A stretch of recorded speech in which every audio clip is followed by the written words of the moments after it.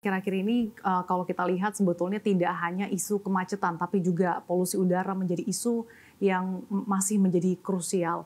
Dan salah satu upaya yang dilakukan adalah dengan mendorong penggunaan kendaraan listrik. Nah, seperti apa sih Pak upaya Kementerian Perhubungan dalam melakukan terobosan dalam mendukung ekosistem kendaraan listrik di tanah air? Ya, sebelum kendaraan listrik, maka kita melakukan mapping.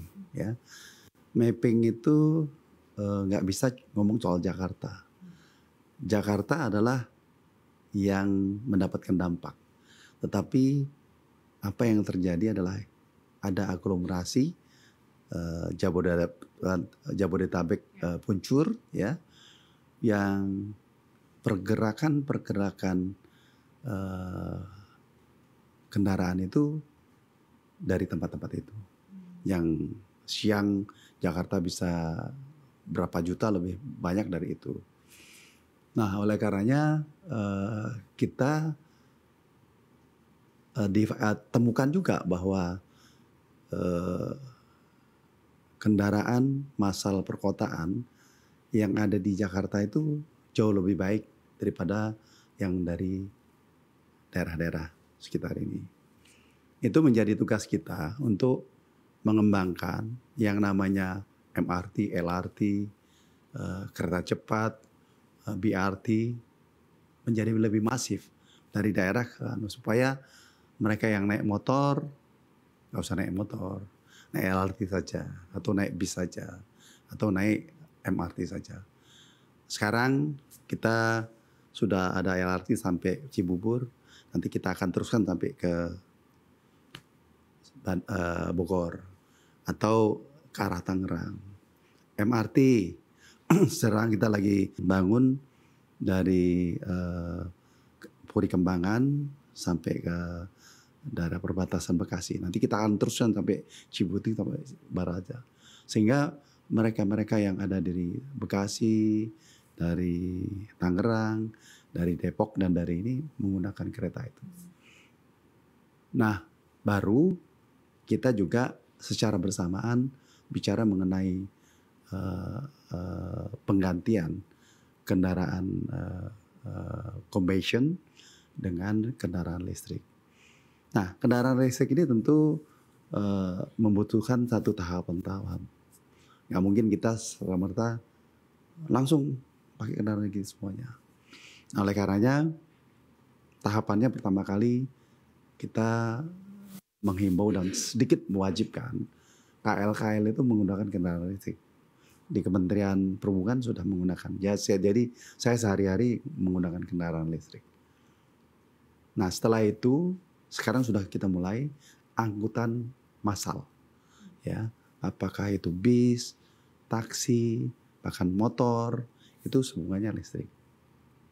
Nah, kalau populasinya sudah banyak, berarti charging station itu makin banyak, maka masyarakat dengan gampang untuk mendapatkan itu. Sambil kita menunggu satu equilibrium yang lebih baik berkaitan dengan harga. Kita tahu kendaraan listrik sekarang ini ya bisa 30-50% lebih mahal. Jadi dengan itu kita akan gunakan. Bersama dengan itu kita sudah mulai memberikan insentif dan disinsentif.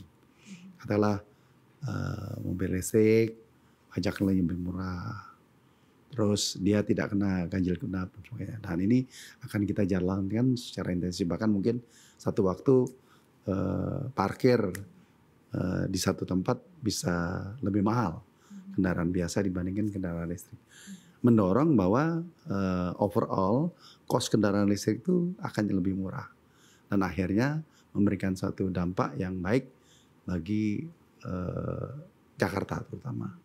Nah, format Jakarta ini memang sangat tepat karena memang populasinya banyak.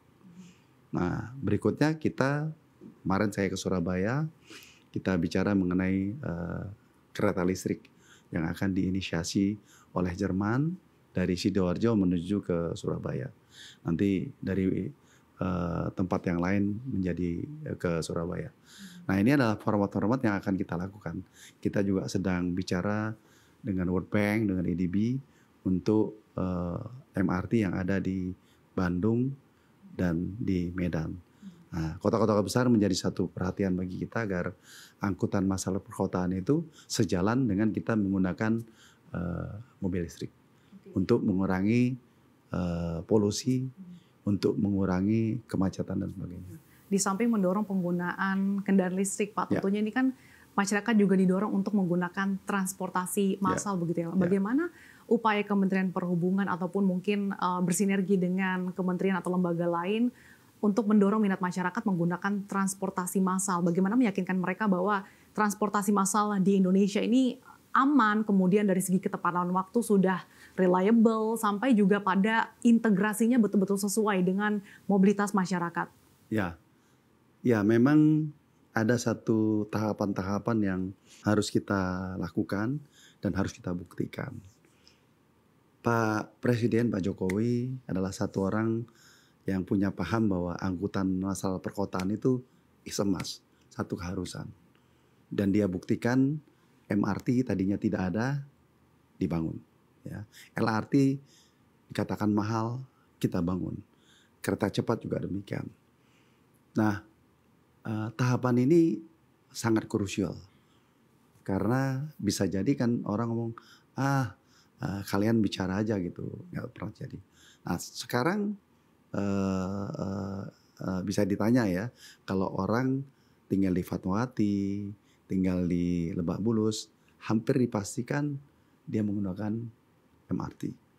Bahkan juga mereka-mereka yang tinggal di, katakanlah di Cibubur, di Bekasi, sebagian sudah menggunakan itu. Jadi sudah membuktikan bahwa angkutan massal perkotaan ini baik. Dan angkutan massal perkotaan ini secara tidak sadar membangun culture baru, ya. Kalau di MRT kan kita jadi nggak kebanyakan ngomong kan, nggak boleh makan, gitu. Jadi tepat waktu dan sebagainya. Nah, ini kita akan improve. Makanya yang saya sebutkan tadi bahwa ini akan ditambah. Betul bahwa pencapaian atau maksimalisasi dari tempat ke satu tempat itu belum mengcover semuanya. Jadi dari rumah sampai tempat kerja mungkin sekarang yang pakai baru 30% angkutan massal perkotaan. Nah, ini kita harus tambahkan. Menambahkan dengan apa? Menambah jalur-jalur, menambah bus, menambah itu dan memberikan kesadaran pada masyarakat yang katakanlah nanti kita seperti di Singapura atau di Jepang, mereka lebih memilih angkutan massal perkotaan dibandingkan naik taksi. Udah mahal, Pak. Macet dan sebagainya gitu ya.